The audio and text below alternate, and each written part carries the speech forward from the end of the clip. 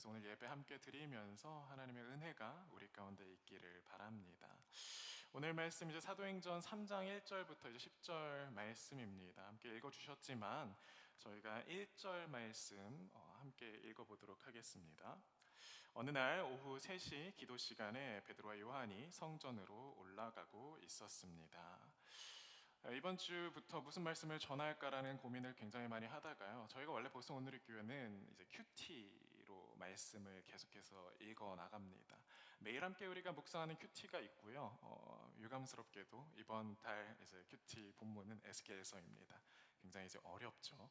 그래서 저도 이제 보고 읽다가 사실 이제 이번 주가 오늘 설교 본문이 20장인데 20장 말씀이 제가 2주 전에 했던 말씀이랑 좀 많이 겹치더라고요. 근데 거기에서 한 가지 이제 주목할 만한 표현이 있었는데 하나님의 이름이라는 표현이 있습니다. 하나님께서 교회를 세우시고 또 하나님께서 이스라엘 백성들을 세우시는 이유는 딱 한 가지였던 거예요. 하나님의 이름을 보존하시기 위해서, 하나님의 이름을 지키고 또 우리에게 하나님의 이름을 주시기 위해서. 그래서 에스겔서에 보면 정말 재미있는 표현들이 있는데요. 하나님께서 이스라엘 백성들을 심판하시려고 하십니다. 심판하셔요. 그런데 하나님께서 이스라엘 백성들을 한편으로는 또 구원하십니다. 그런데 이 말씀을 하시면서 하나님이 뭐라고 하시냐면 너희가 잘해서 구원하는 게 아니다. 너희가 잘해서 구원하는 게 아니라 뭐 때문에? 내 이름 때문에 너희를 구원한다라고 말씀하십니다. 이번 주와 다음 주 저희가 함께 이 하나님의 이름이 무엇인가, 그리고 하나님의 이름이 무엇을 할 수 있는가를 주제로 두고 함께 나누면 좋겠고요. 결국에는 하나님께서 교회에게 주신 것이 그 하나님의 이름이기 때문에 우리가 하나님의 교회로서 어떻게 그 이름을 지켜갈 수 있고 또 그 이름 안에서 살 수 있는지를 우리가 배워가는 시간 됐으면 좋겠습니다. 정오 기도 시간에 베드로와 요한이 성전에 올라갑니다. 이 사도행전이라는 책을 잠깐 소개를 드리자면 예수님께서 십자가에 못 박히시고 부활하시고 승천하신 다음에 그 다음에 예수님의 이제 제자들이 새로 교회를 시작하고 또 예수님의 사역을 이어가는 내용이 사도행전에 나옵니다. 그래서 이제 1장, 2장 이제 돌아오면서 어떤 일이 일어나냐면 예수님께서 승천하시고 예수님께서 자신의 그 성령을, 하나님께 성령을 그 자신의 제자들에게 주셔요. 그러니까 오순절 다락방에서 성령님께서 이 제자들의 마음속에 들어오셔서 예수님 안에 있던 그 영이 동일하게 하나님을 믿는다, 예수를 믿는다라고 고백하는 사람들 가운데서 일하기 시작을 하시는 거죠. 놀라운 일이 벌어집니다. 사람들이 방언을 하고요. 그리고 거기에서 아무도 몰랐던 그런 외국어로 막 이야기하기 시작을 합니다. 복음을 전해요. 그러니까 거기에서 복음을 듣고 정말 많은 사람들이 회심을 하고요. 하나님을 영접하게 되는 이적들이 일어납니다. 또한 이 성령을 받은 사람들이 가는 곳마다 어떻게 보면 치유가 일어나게 되고요. 귀신이 쫓겨나게 되는 일들이 일어나죠. 그러면서 사도행전은 계속해서 이 성령 하나님이 이끄시는 이 제자들의 역사가 우리에게 어떤 교회를 만들어 가는지, 어떤 교회를 세우고 싶어 하시는지를 보여주고 이 교회가 넓혀져 가는 것들을 봅니다. 그런데 이제 베드로와 요한이 뭘 하냐면 성전으로 향했대요. 예수님의 승천 이후에도요, 이 성령 강림 이후에도 이 제자들이 뭘 했냐면 예배 시간에 예배의 자리를 지킨 거예요.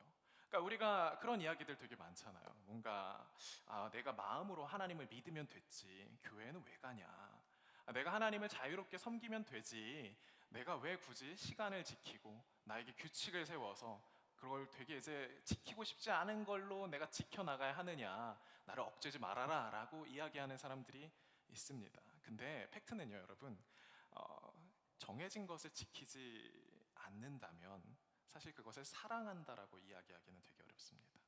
내가 사랑하기 때문에 우리는 규칙을 만들고요, 사랑하기 때문에 그 규칙을 지켜나가는 거예요. 이제 이음채플 친구들은 다 알지만 제가 달리기를 굉장히 사랑하거든요. 달리기를 정말 사랑해요. 근데 이제 가짜들은 달리기를 한다고 하면은 정말 너가 사랑하면 굳이 그걸 막 규칙적으로 훈련을 해야 되냐라는 이야기들을 해요. 가짜요 다.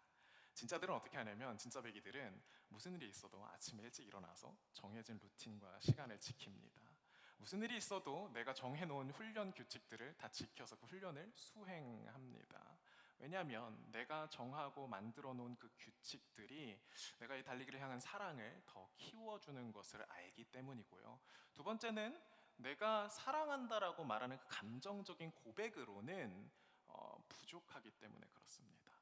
가족들 간에 여러분 사랑하시죠? 근데 제가 어떤 가족들을 보냐면 가족들 간의 사이가 정말 좋은 가족들을 봐요. 근데 그 가족들의 비결을 보면 항상 뭐가 있냐면 이 집은 패밀리 타임이 꼭 있어요. 좋든 싫든 그 시간엔 함께 모여서 함께 시간을 보내야 되는 거예요. 그게 가정 예배가 될 수도 있고 또뭐 보스턴에 와서는 꼭 그 시간에 부모님과 통화를 하는 사람들 보기도 하고 그렇습니다. 부모님을 좋아하고 사랑한다라고 이야기를 하면서 내가 부모님에게 정기적으로 연락을 하지 않는다면, 내가 이 패밀리 타임을 지키고 싶어 하지 않는다면 사실 그건 사랑하고 있는 게 아니라는 이야기죠. 그렇습니다. 여러분, 우리가 교회 신앙생활하는 것도 마찬가지입니다. 우리가 하나님을 사랑한다라는 그 표현은 우리의 감정적인 것만은 아니에요. 지켜야 할 것들이 있고요. 우리가 그 시간과 장소를 지킬 때 우리가 굳이 수고하고 애써서 하나님과의 시간을 보호할 때에 하나님은 우리의 마음 가운데에 더 큰 사랑하는 마음들을 주시죠. 그래서 여러분들 가운데에 그 규칙들을 지켜 나갈 수 있었으면 좋겠습니다. 당연히 매주 예배 오는 거 너무 좋지만 간혹 그렇게 하지 못하는 분들도 계신 걸 알아요. 뭐 ER에 계신 분들도 있고 또 학교에서 뭔가 인턴이 있으신 분들도 있고, 적어도 그러나 하나님과 약속한 것들은 지키면서 내가 2주에 한 번, 내가 그래도 적어도 한 달에 한 번은 지금 상황에서는 꼭 예배 가야겠다 라는 마음들을 지키시고 점점 더 그게 잦아졌으면 좋겠습니다. 그래서 매일 큐티하고 기도하고 말씀 읽는 삶을 살아가면 좋겠습니다. 베드로와 요한이 그렇게 정기적으로 성전에 가는데요. 성전에 가면서 보니까 베드로와 요한이 뭘 발견하냐면 성전에 이제 미문이라고 있습니다. 니카노르의 문이라고 하는 곳인데, 예전에 이제 니카노르라는 이제 적군의 장군을 이제 이렇게 그 장군에게 승리하고 새롭게 지은 정말 이제 승전보 같은 그런 문이에요. 아름다운 문입니다. 이제 그 문이 금과 은으로 치장이 되어 있어서 이스라엘 사람들은 그곳을 미문, 아름다운 문이라고 불렀습니다.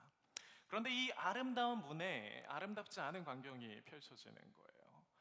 알 때부터 걷지 못하는 사람이 거기에 앉아 있는 걸 이 베드로와 요한이 봅니다. 이들이 그 사람을 보고 그 사람을 그냥 지나가려고 하는데 이 사람이 그 베드로와 요한을 향해서 요청을 하는 거죠. 여러분, 이 앉은뱅이라고 하는 날 때부터 걷지 못하는 사람이 바로 이 성전 문 앞에 지금 있습니다. 이 사람은 사람들이 지나갈 때마다 구걸을 하면서 살아가는 그런 삶을 사는 사람이었어요. 이 사람은 성전에 들어가는 사람들에게 구걸을 합니다. 그러나 그 자신은 성전에 들어가지 못합니다. 왜 그럴까요? 이 사람에게는 지금 먹고 사는 게 너무나 중요한 문제이기 때문에 그래요. 그렇죠?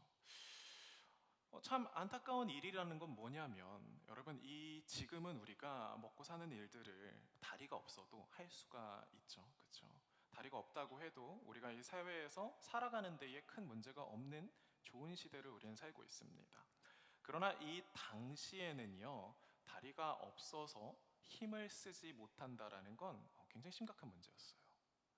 보통 다 농경 사회이거나 아니면 힘을 써서 일을 하는 사회였기 때문에 이 당시에 힘을 쓰지 못하는 사람의 가치는 너무나 낮았던 겁니다.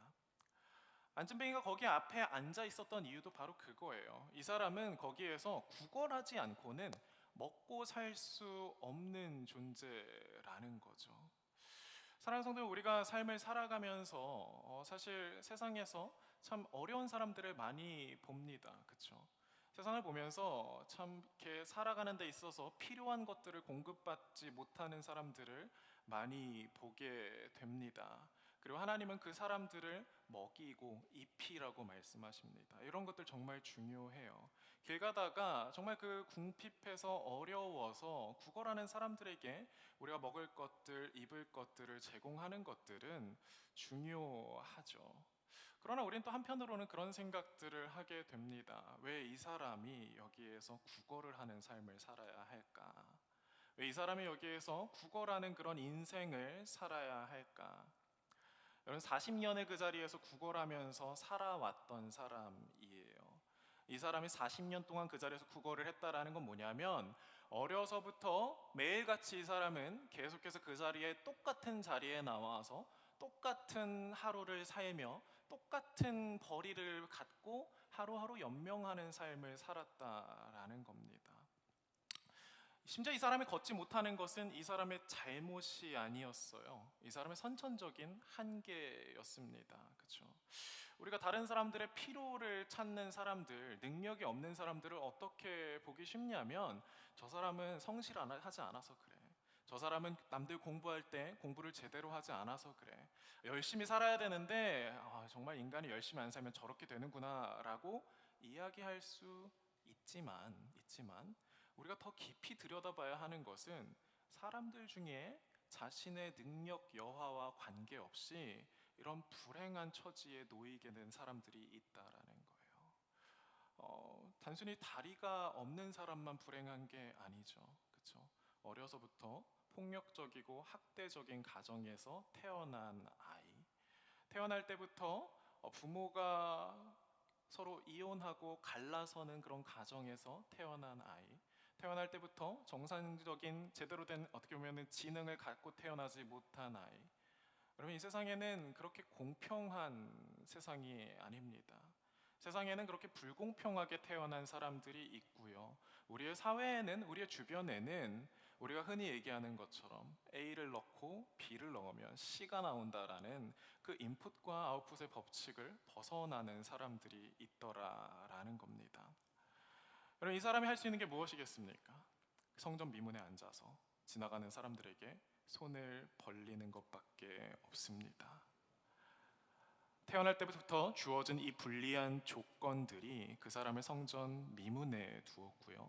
그 사람은 다른 사람들처럼 기도하러, 찬양하러, 예배하러 성전에 들어갈 수 없는 처지에 처하게 됩니다.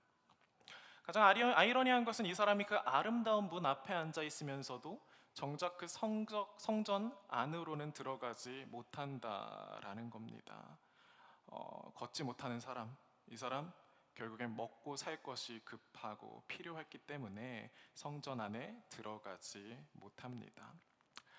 여러분 그러면 우리는 어떻습니까? 우리는 이런 이야기를 보면은 항상 우리는 나는 베드로와 요한처럼 그렇게 어려운 사람들을 도와줄 수 있는 사람이 되어야겠다라고 생각을 합니다. 제가 어렸을 때 고등학교 때 이제 급훈이 뭐였냐면 10,000명을 먹이는 사람이었어요. 10,000명을 먹이는 사람 멋있죠? 다른 친구들 다른 반은 이제 뭐 굉장히 세속적인 그런 급훈들이 많았어요. 10분 더 공부하면 배우자 얼굴이 바뀐다. 뭐 이런 거. 내 꿈은 2호선 입성 이런 거였는데 저희 반 이제 선생님은 너무나 이제 이렇게 신앙이 또 투철하신 분이셨기 때문에 10,000명을 먹이는 사람이라는 급훈이 있었습니다.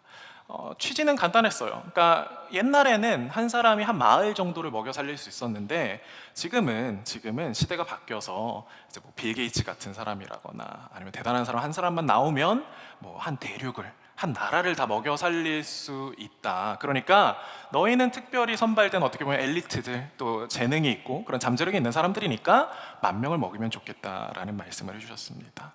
저도 되게 그 말씀에 너무 공감하고 동의해서요. 뭘로 내가 10,000명을 먹일 수 있을까를 고민을 많이 했어요. 뭘로 내가 10,000명을 먹일 수 있을까?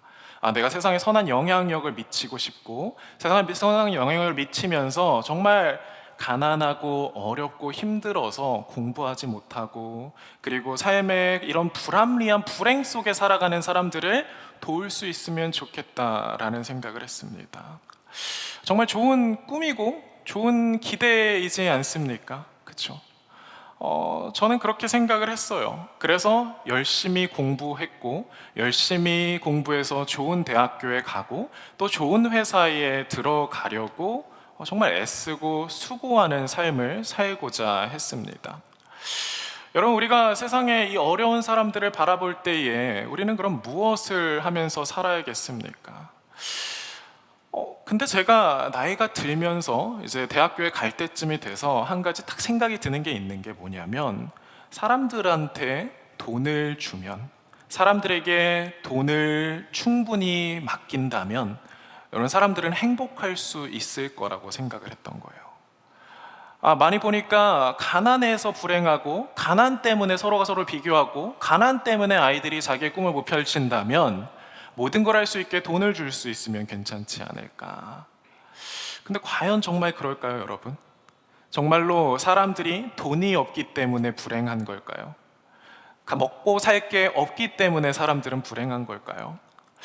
그러면서 제가 주변을 보는데 꼭 그렇지는 않더라고요. 집안에 돈이 있어서 문제가 있는 집안, 집안에 돈이 너무 많아서 서로 다투고 싸우고 불행해지는 집안들이 많은 걸 봅니다. 돈이 없고 가난하고 정말 먹을 게 집에 육선 하나 없다라는 집에서도 행복하게 사는 사람이 있다라는 것들을 보게 됩니다. 그러면서 되게 심각하게 고민을 하기 시작을 했어요. 과연 나는 어디를 향해서 달려가고 있고, 과연 나는 무엇을 하고 싶은 걸까? 그런데 내 안에 있는 것들을 바라보다 보니까 뭐가 있냐면, 내가 다른 사람들을 돕고 싶은 것, 돈을 많이 모아서 돈을 많이 쏟아서 사람들에게 전해주고 싶은 데에는 사실 다른 사람들에게 필요하다기보단 나에게 필요했던 거구나. 내가 돈을 더 많이 벌고 싶고, 내가 그냥 부자가 되고 싶은 거고, 내가 그냥 남들에게 손 벌리지 않고 부족하게 살고 싶지 않은 거구나라는 것들을 깨닫게 됐어요. 여러분, 세상을 살아가면서 사람들에게 필요한 게 무엇일까요? 사람들은 항상 뭔가 결핍돼 있다라고 이야기를 합니다. 여러분들이 불행하다라고 이야기하신다면 불행한 이유는 뭐예요? 처음에는 좋은 학교를 가는 게 행복이라고 생각을 합니다. 근데 여러분들 이제 여기에 이제 처음 오신 분들도 계시지만, 그래서 꿈을 이제 부수는 것들이 참 안타깝지만 다 알잖아요, 그렇죠? 처음에 내가 원하고 좋아하고 바라는 학교에 왔어요. 그런데 그 학교를 다니면서 어떤 생각이 듭니까? 학교 때려치고 싶다라는 생각을, 그 이야기를 계속해서 듣습니다. 내가 학교 언제까지 다녀야 하지? 빨리 졸업장만 따고 그만두고 싶다. 여러분, 사람의 결핍과 사람이 필요로 하는 것들은 무한히 증식합니다. 내 안에 있는 영원한 결핍, 내 안에 있는 영원한 부족함, 내 안에 있는 그 영원한 열등감을 해결하지 못하면 여러분, 그 사람은 영원히 구걸하는 인생을 살 수밖에 없다라는 거죠. 세상을 한번 돌아보세요. 여러분들이 살아갈 세상을 한번 보십시오. 사람들이 자유롭게 살아가고 있습니까? 아니면 구걸하면서 살아가고 있습니까? 여러분들이 살고자 하는 인생은, 여러분들이 가고자 하는 그 목적지는 어떤 삶입니까? 정말 여러분들은 자유로운 삶을 살기 위해 살아가십니까? 아니면 또다시 더 좋은 회사, 더 좋은 직장, 또 더 좋은 곳에 가서 그저 구걸하는 삶을 살고자 하십니까? 사실 모든 것이 그렇죠. 학교를 다니면서도요, 학교에서 학교의 눈치를 보면서 공부를 하는 사람들이 있습니다. 어떻게 해야 좋은 성적을 받을 수 있을까? 어떻게 해야 이 학교에서 잘 졸업할 수 있을까? 안절부절하면서, 두려워하면서, 불안해하면서 하루하루를 살아갑니다. 회사에 가서도 어떻게 하면 내 상사의 비위를 맞출 수 있을까? 어떻게 하면 내가 이 회사에서 살아남고 내가 매달 받는 이 월급이 끊어지지 않을 수 있을까? 여러분, 이런 삶은 어떤 삶입니까? 이런 삶이 여러분들이 바라고 기대하고 원하는 삶입니까? 참 많은 사람들이 이 앉은뱅이로 살아가는 모습을 봅니다. 내가 필요하지 않은 걸 필요하다라고 생각을 하는 거예요. 금과 은이 필요하지 않습니까? 아니죠. 필요하죠. 필요하긴 하지만 여러분, 사람이 그 금과 은이 이 사람에게 가장 필수적인 건 아니라는 이야기예요. 세상 사람들이 살아가면서 인간답게 살지 못하는 이유가 뭡니까? 왜 내가, 하나님께서는 우리를 하나님의 자녀로 만드셨다, 온 세상을 너에게 다스리게 주셨다라고 이야기를 하는데, 왜 나는 지금 이 책상에 앉아서 어떻게 하면 시험 점수를 잘 받을 수 있을까? 어떻게 하면 좋은 회사에 취직할 수 있을까? 안절부절 못하면서 자유롭지 못하게 살아가죠. 여러분, 결국에는 이 앉은뱅이가 다른 어떤 특별한 사람, 우리 보스턴에 보면은 많은 홈리스들, 그 사람들을 이야기하는 게 아니라, 너희가 돈 없는 사람 도와줘라, 너희가 몸이 아픈 사람들 도와줘라, 정신이 건강치 못한 사람들 도와줘라, 그 얘기하는 게 아니라, 여러분, 우리 자신의 모습이 바로 이 안진뱅이라는 겁니다. 여러분, 이 안진뱅이를 어떤 사람들이 매일같이 그 자리에 갖다 두었대요. 매일같이 그 자리에 갖다 두었대요. 이 사람은 갖다 둔 그곳 성전 바깥에서 매일같이 구걸을 합니다. 여러분, 그러면 그 사람을 데려다 둔 사람들은 괜찮은 사람들인가요? 자유로운 사람들인가요? 아니죠.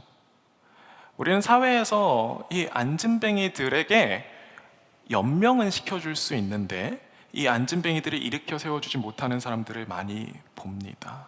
그렇죠? 왜? 제가 학교를 다니면서, 고등학교를 정말 잠깐 다녔거든요. 그 고등학교를 잠깐 다니면서 본 게 뭐냐면, 시험을 보는데 이제 어떤 한 친구가 아파서 며칠을 수업을 못 왔어요. 필기노트를 빌려달라고, 보여줄 수 있어? 라고 물어보는 겁니다. 그런데 안 빌려줘요. 왜 안 빌려주죠? 얘가 필기노트를 보고 공부를 하면 내 경쟁자가 되니까. 어떤 경우에는 그게 너무 싫어서, 그게 너무 속상하고 미워서 그 사람의, 다른 사람들의 필기노트를 훔치거나 찢는 친구들도 있었어요. 우리가 사는 세상이, 사실 이건 되게 극단적인 경우이기도 하지만 그렇게 크게 다르지 않습니다. 그렇죠? 사람들은 가난한 사람들, 어려운 사람들을 동정해요. 저 사람들 도와줘야지라고 이야기를 해요. 근데 딱 그만큼이에요. 하루 먹고 살 수 있는 정도, 그냥 하루하루 연명할 수 있는 정도. 왜? 이 사람이 일어나게 되면 무슨 일이 벌어지죠? 또다시 내 경쟁자가 생기기 때문에 그렇습니다. 여러분, 세상이 이렇게 될 수밖에 없는 데에는 딱 한 가지 이유가 있어요. 사람들이 죽음을 두려워한다라는 거예요. 여러분, 우리가 자유롭게 살지 못하는 이유가 무엇입니까? 매일 두렵고 불안하고 공포감에 우리가 해야 되는 것들에 억눌려서 살아가는 이유는 사실 이 죽음 때문입니다. 사람들이 죽음을 섬기며 살아가는 사람들은 이 세상에 그냥 제로섬 게임인 거예요. 누군가가 많이 벌면 나는 많이 못 벌게 되는 거죠. 그러니까 결국에는 이 이야기에 나오는 안진뱅이나, 안진뱅이를 그 자리에 매일같이 데려다 주는 사람이나, 옆에서 구걸하는 사람들에게 하루하루 그냥 먹을 걸 주는 사람들, 그 사람들이 나쁘다는 게 아니에요. 악하다는 게 아닙니다. 그 사람들 모두 다 안진뱅이일 수밖에 없다라는 거죠. 사랑하는 성도는, 이게 우리 인간들의 현실입니다. 우리가 애쓰고 수고하고 노력해서 살아가려고 하는데 항상 그 죽음이라는 틀 안에서 우리는 살아가고요.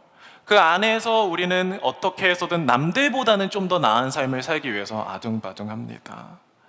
그리고 우리는 부족한 사람들, 우리는 정말 사회에 앉아있는 사람들에게 정말 손 내미는 법을 잘 모르죠. 알 수 없습니다. 왜? 나도 살아야 되니까. 나도 먹고 살아야 되고 나도 생존해야 하니까. 경제적인 죽음에 대한 두려움이 있고요, 사회적인 죽음에 대한 두려움이 있고요, 물리적인 죽음에 대한 두려움들이 있습니다. 바로 그 절망의 상황에 이 사도행전은 베드로와 요한을 그려놓고 있습니다. 베드로와 요한이 그 절망의 상황 가운데 들어가고요, 오늘 말씀을 보면 베드로와 요한이 이렇게 이야기를 합니다. 우리 사도행전 3장 4절 말씀 함께, 3절 4절 말씀 함께 보시겠습니다. 제가 읽을게요. 그는 베드로와 요한이 성전으로 들어가려는 것을 보고 구걸했습니다. 그러자 베드로가 요한과 함께 그를 주목하면서 우리를 보시오라고 말했습니다. 베드로와 요한이 그를 보면서, 구걸하는 사람을 보면서 뭐라고 이야기를 하죠? 우리를 보라라고 이야기를 합니다. 우리를 보라. 이 사도행전에서 우리를 보라라는 말이 참 인상적이에요. 왜? 베드로와 요한을, 우리 성경을 많이 좀 읽고 또 성경 아시는 분들은 아실 거예요. 베드로와 요한이 어떤 사람이었는지. 그렇죠? 베드로와 요한도 사실 똑같은 안진뱅이였었거든요. 베드로와 요한도 이 안진뱅이와 다를 바 없는 그런 사람이었어요. 어떤 사람들이었죠? 매일같이 그냥 낚시하고 물고기 잡는 일 하는 사람들, 매일같이 그냥 똑같은 삶과 그냥 의미 없는 일상들을 반복하면서 그냥 하루하루 연명하는 데에 만족하던 사람들. 그냥 인생의 의미가 뭐냐라고 물어보면은 인생의 의미가 뭐 있겠습니까? 그냥 먹고 살면 다행인 거지 라고 이야기하던 사람들. 처음에 예수님께서 이 베드로와 요한을 찾아가십니다. 이들이 타고 있던 배에 찾아가셔서 뭐라고 말씀하시냐면 한 마리도 잡지 못한 이 베드로와 요한에게 저쪽으로 가서 한번 그물을 던져봐라. 그물을 던졌더니 물고기가 많이 얻게 되는 것들을 베드로와 요한이 경험하게 됩니다. 똑같죠. 베드로와 요한은 예수님께 금과 은을 구했던 거고, 예수님은 진짜 금과 은을 주실 수 있는 능력이 있기 때문에 베드로와 요한에게 주십니다. 근데 베드로와 요한은 여기에서 한 가지를 더 보죠. 그렇게 예수님께서 기적을 일으키시는 걸 보고 베드로와 요한은 예수님 앞에 엎드리고요, 그 그물을 다 버리고 배를 버리고 예수를 따라갑니다. 그러고 나서 베드로와 요한이 괜찮아졌냐? 또 그렇지도 않아요. 베드로와 요한의 이야기를 쭉 보다 보면은 그 뒤에 무슨 얘기가 나오냐면, 베드로가 예수님 보고 뭐라고 얘기하냐면 당신은 살아계신 하나님의 아들이십니다라고 고백합니다. 당신은 진짜 살아계신 하나님이라는 것은 뭐냐면 그 당시 황제에게만 쓸 수 있는 표현이었어요. 근데 그 말을 이 갈릴리에서 온, 나사렛에서 온 예수님에게 당신은 정말 하나님의 아들이시고 정말 메시아이시고 살아계신 하나님의 자녀이십니다 라는 고백을 하는 거예요. 너무 사랑한다고, 주님, 제가 주님을 너무 사랑한다고. 근데 베드로 그때 진심이었겠죠. 사랑했겠죠. 근데 예수님께서 십자가에 잡혀가시던 그날 밤에 베드로와 요한, 다른 제자들은 다 어디에 가 있었습니까? 요한은 그 앞에 가 있었지만 베드로가 어디 가 있었죠?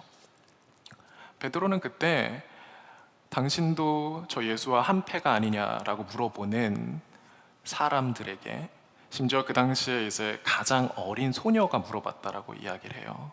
그 가장 어린 소녀가 물어보는 그 질문에도 베드로는 맞습니다, 내가 저분의 제자입니다라는 이야기를 하지 못합니다. 베드로도 자유롭게 살아갈 수 없었던 안진뱅이였었다는 거예요. 세상의 시스템이 갖고 있었던, 사회가 갖고 있었던, 그리고 사회가 주는 그 맹목적인 두려움 앞에서 베드로는 자유를 누리지 못했던, 그저 앉아서 목숨을 구걸했던 똑같은 사람이었다라는 거죠. 사랑하는 성도 여러분, 하나님께서 우리에게 주고자 하시는 게 무엇입니까? 하나님께서 우리를 왜 창조하셨고 왜 이 세상에 여러분 한 사람 한 사람을 보내셨을까요? 그냥 그저 그런 데에서 먹고 사는 거에 집중하고 그냥 하루하루 연명하고 구걸하듯이 그 생명을 구걸하는 삶을 살라고 이 땅에 보내셨겠습니까? 아니요, 하나님께서 처음 아담과 하와를 창조하셨을 때 하나님이 아담과 하와에게 하셨던 말씀은 너희 생육하고 번성하라, 이 땅을 다스리고 이 땅에 충만하라라고 말씀하셨습니다. 하나님의 자녀라면 마땅히 해야 하는 일이죠. 이 땅에, 이 세상의 왕의 자녀는 뭡니까? 그 다음 왕이잖아요.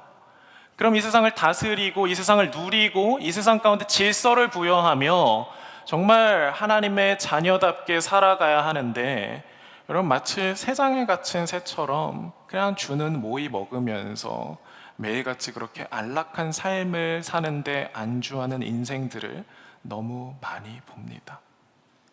베드로와 요한도 그 시절을 겪었기 때문에 베드로와 요한은 이 안진뱅이에게 해야 할 게 무엇인지 너무 잘 알고 있었던 거예요. 이 안진뱅이에게 필요한 건 물고기가 아니죠. 이 안진뱅이에게 필요한 건 배도 아닙니다. 안진뱅이에게 필요했던 건 나를 만나 주셨고 내 정체성을 바꿔 주셨던 그 예수의 이름을 이에게도 주는 것, 예수님께서 하신 그 구원의 메시지를 전하고 그리고 이 사람이 그 구원의 메시지로 다시 일어날 수 있게 하는 것, 그게 베드로와 요한이 이 안진뱅이에게 주고자 했던 것입니다. 베드로와 요한은 이야기합니다. 은과 금은 내게 없거니와 내게 있는 이것을 내게 주노니 나사렛 예수 그리스도의 이름으로 일어나 걸어라 라고 이야기합니다. 사랑하는 성도 여러분, 이 안진뱅이에게 진짜 필요했던 게 뭐죠? 은과 금입니까? 안진뱅이가 왜 거기 앉아서 매일같이 똑같은 인생을 똑같이 되풀이하면서 사람들의 도움을 받으면서 살아야 했죠? 근본적인 원인은 은과 금이 없기 때문이 아니에요. 근본적인 원인은 다리가 없었던 거예요. 일어설 수 있는 다리, 일할 수 있는 다리, 다른 사람들에게 내가 찾아갈 수 있는 그 다리가 없었던 게 근본적인 원인이죠. 예수의 이름은 그 다리를 회복시켜 줍니다. 예수의 이름은 그 인생을 전체적으로 회복시켜 줍니다.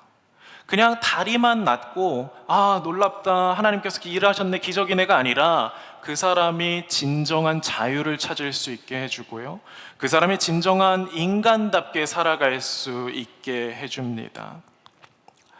사랑하는 성도 여러분, 세상에 필요한 것이 무엇입니까? 은과 금입니까? 맞습니다. 여러분들이 공부 열심히 하셔서 저는 제가 다 못 이룬 꿈을 이루셨으면 좋겠어요. 10,000명을 먹이셨으면 좋겠고 정말 많은 사람들을 도와줄 수 있는 사람 됐으면 좋겠습니다. 그것도 하나의 우리 신앙인들의 목표이기도 해요.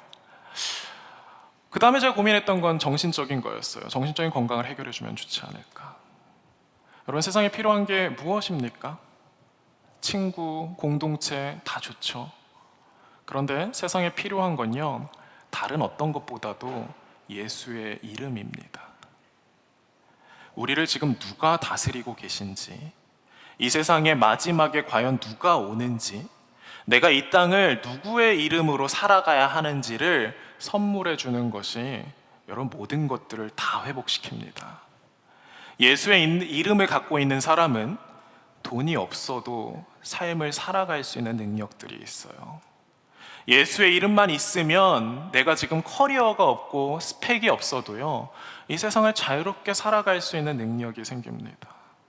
예수의 이름만 있으면 여러분들에게 정말 갖고 있는 어려움과 결함들이 있다라고 하더라도 하나님은 그 결함들을 하나님의 일을 위해서 사용하십니다. 왜? 그 예수의 이름이라는 건 하나님의 아들이라는 정체성이기 때문에 그래요. 너가 어떻게 더 나아져야 된다, 더 좋은 학교로 가서 하나님의 아들답게 살아야 된다가 아니라 지금 내가 있는 이 자리에서 내가 하나님의 아들답게 살아가는, 하나님의 딸답게 살아가는 게 무엇인지 알게 된다라는 거죠. 그럼 어떤 변화가 있겠습니까? 제가 정말 좋아하는 교수님이 자주 하시던 말씀인데, 학기 초에 특히 하시던 말씀인데 그런 말씀을 해주셨어요. 공부를 하다 보면 말을 타고 가는 것과 같아서 공부라는 건 이제 말을 타고 가는 사람이 있다는 거예요. 그럼 되게 재밌대요. 즐겁고 흥미롭고. 근데 어떤 사람은 말을 타지 못해서 말꼬리에 붙들려 가는 사람들이 있다는 거예요. 얼마나 고통스럽겠습니까? 그렇죠? 몸이 다 막 찢어지고. 그때마다 저는 항상 말꼬리에 붙들려 가는 그런 인생 같았지만, 여러분, 예수의 이름을 갖는다라는 건 마치 그런 거예요. 우리가 인생을 살아갈 때에 우리가 금과 은혜에 붙들려 가는 인생이 아니라, 우리가 좋은 스펙과 이름에 붙들려 가는 인생이 아니라 우리가 금과 은을 다스리는 인생이 되고요, 우리가 이 세상을 다스리는 그런 인생이 된다라는 거예요. 내가 말꼬리에 붙들려서 끌려가는 그런 구걸하는 인생이 아니라 이 말을 올라타서 이 말이 어디로 가야 할지를 정해주고 이 말을 잘 이끌어 갈 수 있는 그런 인생이 된다라는 것입니다. 베드로와 요한 똑같은 사람이었죠. 어부였고 정말 비천한 지위에 있던 사람인데, 사도행전의 시작에서 어떤 일이 벌어집니까? 이 사람들을 통해서 3,000명의 사람들이 구원을 받는 일들이 벌어지고 온 세상에 예수의 이름이 펼쳐지는 이적들이 일어납니다.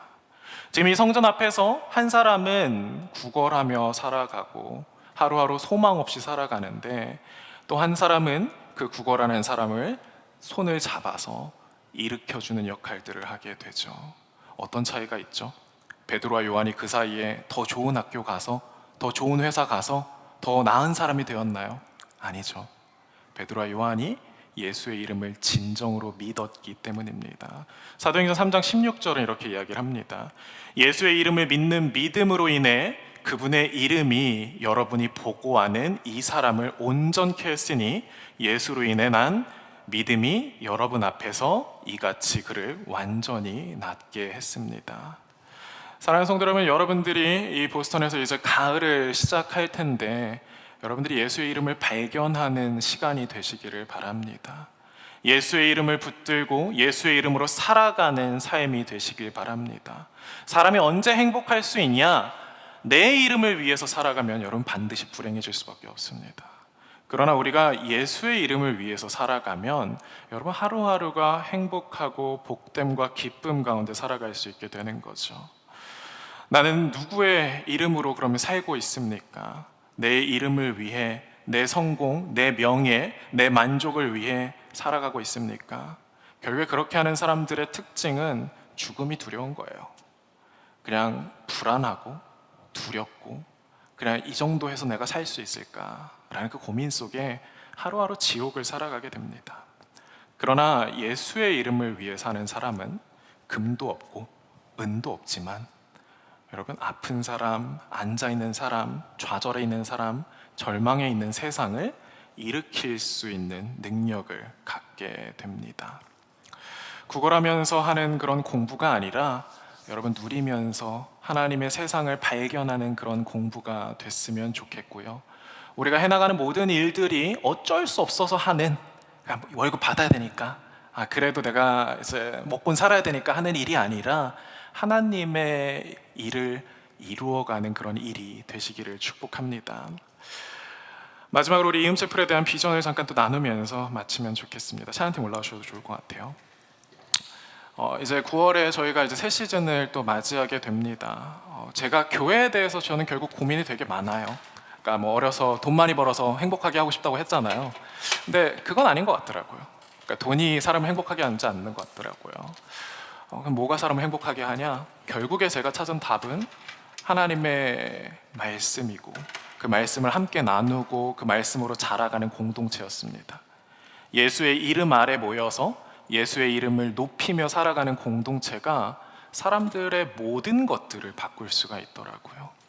저는 이음철풀이 그래서 예수의 이름을 나누어 주는 교회가 되기를 바랍니다. 한 사람 한 사람이 예수의 이름 안으로 초청하고 너도 하나님의 자녀야 라고 이야기해주고 그들의 손을 붙들어 일으켜주는 그런 교회가 되기를 원합니다. 교회에 와서 뭐 인맥도 여러분 쌓을 수도 있고요, 뭐 여러 가지 포지션에 살아가시는 정보들도 많이 알아가실 수 있고 그랬으면 좋겠습니다.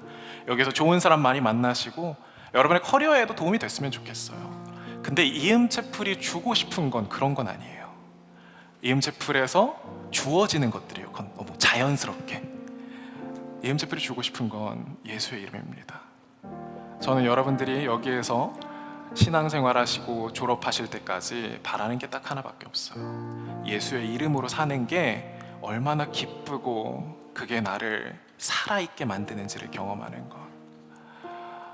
감사하게도 저도 여기 이제 3년째 이음을 함께하고 있는데 이음을 지나가는 많은 사람들에게서 그 기쁨을 확인합니다. 다른 곳에서 볼 수 없는, 다른 곳에서 만날 수 없는 그 만족감을 보고 저도 함께 누리고 있습니다. 어떤 사람들에게서 오는 거기도 하지만요, 그게 꼭 사람은 아닐 거예요. 이 안진뱅이를 지나가는 얼마나 많은 사람들이 있었겠고, 이 안진뱅이를 도와준 얼마나 많은 사람들이 있었겠습니까? 그런데 그 사람들 때문에 이 사람이 살아나지 않습니다. 베드로와 요한 때문에 살아났을까요? 아니요. 베드로와 요한이 전한 그 예수의 이름 때문에 이 사람은 살아나게 되는 겁니다. 우리가 나아가서 이 교회 바깥에 있는 사람들, 이 세상에 어떻게 살아야 할지 몰라서 하루하루 연명하는 사람들에게 참된 소망과 참된 기대를 할 수 있게, 그들에게 참된 자유를 우리가 선물할 수 있었으면 좋겠습니다. 여러분, 그러면 그렇게 살아가는 사람의 인생을 통해서 하나님은 반드시 일하십니다. 아무리 좋은 것들을, 여러분 세상이 보기에 좋은 것들을 내가 갖춘다고 해도 우리는 세상을 바꿀 수 없어요. 여전히 안진뱅이들은 계속해서 나올 거고요, 걷지 못하는 사람, 서지 못하는 사람들. 그러나 그들에게 예수의 이름이 임한다면 그들의 다리가 낫지 않는다고 하더라도, 여러분 그들의 환경이 좋아지지 않는다고 하더라도 그는 그 안에서 참된 영생을 누리게 될 줄을 저는 믿습니다. 또 하나님께서 그의 환경을 바꿔주실 줄을 믿습니다. 그렇게 예수의 이름을 갖고 있는 사람들을 통해서 하나님은 교회를 세우시고, 하나님은 그 교회를 통해서 세상에 구원을 주시는 이야기들, 그 이야기가 바로 우리가 오늘 읽었던 사도행전의 이야기입니다.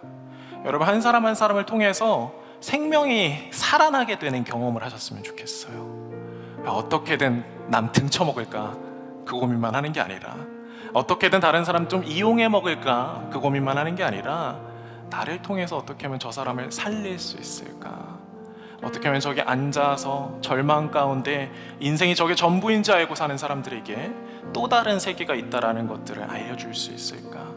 저는 그 힘은 반드시 교회에 있다고 믿습니다. 우리가 함께 그 교회가 되어갔으면 좋겠습니다. 마지막 절입니다. 베드로가 이야기합니다. 은과 금은 내게 없으나 내게 있는 것을 당신에게 주겠소. 나사렛 예수의 이름으로, 예수 그리스도의 이름으로 일어나 걸으시오라고 말하고 그의 오른손을 잡아 일으키니 그의 발과 발목이 곧 힘을 얻어 뛰어 일어나 걷기 시작했습니다. 이 뒤가 굉장히 중요합니다. 그는 걷기도 하고 뛰기도 하며 뭘 했다고요? 하나님을 찬미하며 그들과 함께 성전으로 들어갔습니다. 사랑하는 성도들, 우리를 통하여 하나님의 나라에 들어가는 사람들이 많아지기를 소원합니다. 앉아있는 사람 일어나 영생으로 들어가게 하는 그 기적이 우리 보스턴에 이루어지기를 소원합니다. 우리 함께 일어나서 우리도 우리를 일으키신 하나님을 찬양하면 좋겠습니다.